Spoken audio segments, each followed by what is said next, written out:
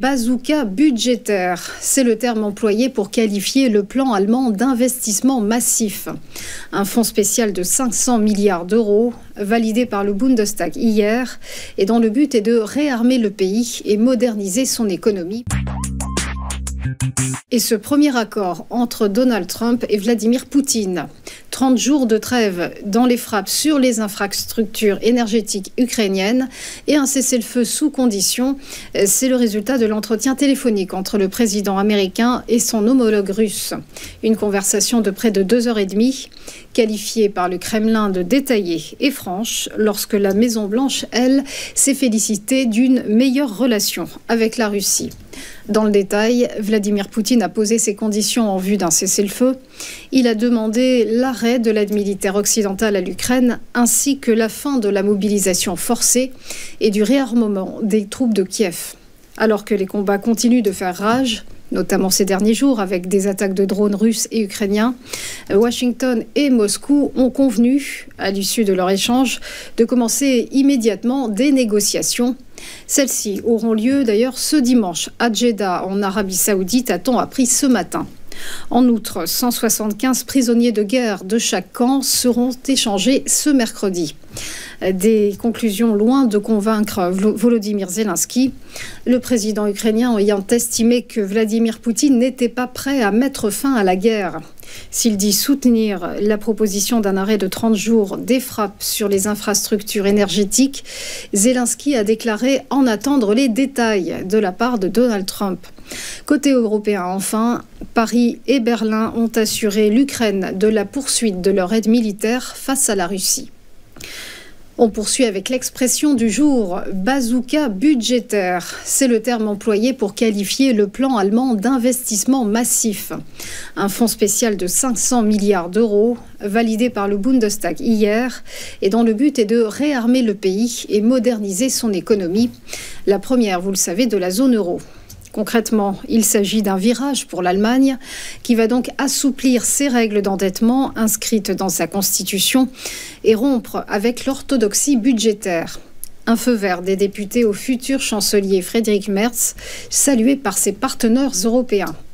Un puissant message de leadership et d'engagement en faveur de notre sécurité commune, s'est réjoui le secrétaire général de l'OTAN, Mark Rutte. Vote historique et bonne nouvelle pour l'Allemagne et l'Europe, c'est pour sa part félicité Emmanuel Macron. Pour rappel, la France et la Pologne ont également annoncé le renforcement de leurs armées au moment où la présidente de la Commission européenne, Ursula von der Leyen, a assuré que l'UE devait augmenter ses dépenses d'armement de manière significative. On termine avec les conclusions très attendues de la réunion de la Fed. Ce soir, après clôture des marchés, la Réserve fédérale américaine doit livrer les conclusions de son comité directeur. Le consensus s'attend à un statu quo, avec des taux maintenus entre 4,25 et 4,50%.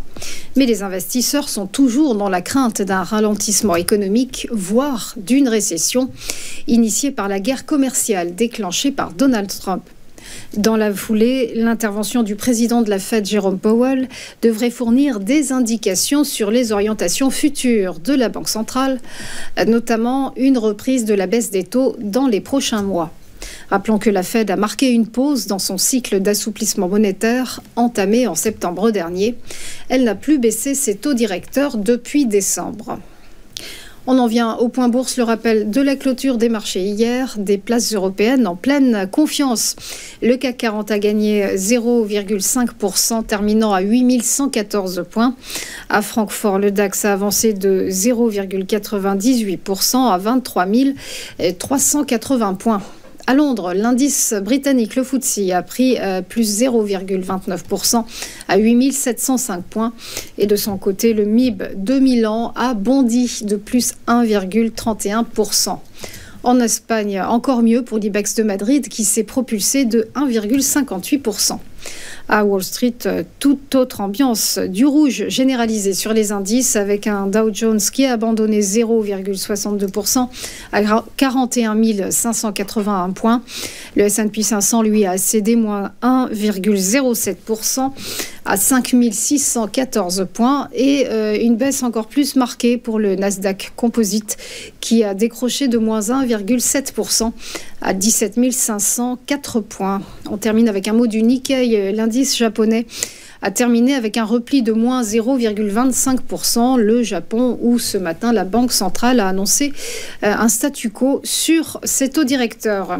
Voilà pour les dernières infos. On marque une pause et on se retrouve juste après pour Chrono CAC. À tout de suite.